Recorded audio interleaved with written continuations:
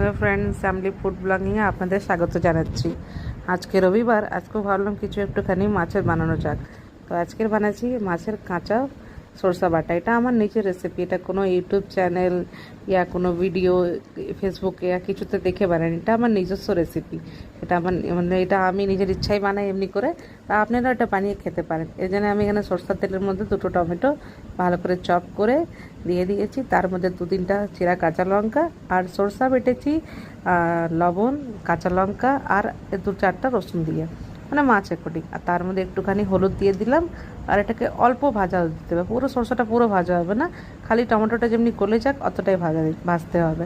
তারপরে এর মধ্যে দিতে হবে একটুখানি অল্প জল, একটু গামাখা গামাখা হবে সরষাটা, অমনি জল দেওয়ার আছে, বেশি না। আর তারপরে এখানে কাঁচা কাতল মাছগুলোকে আমি ভালো করে ধুয়ে রেখে দিয়েছিলাম।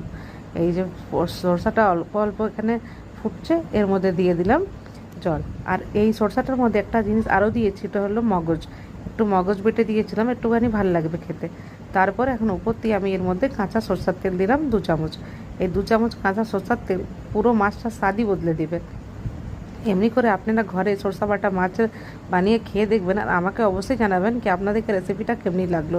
আর যদি রেসিপিটা ভালো লেগেছে, আমার ভিডিওটা ভালো লেগেছে, তো একটা লাইক আর সাবস্ক্রাইব অবশ্যই করে দিবেন।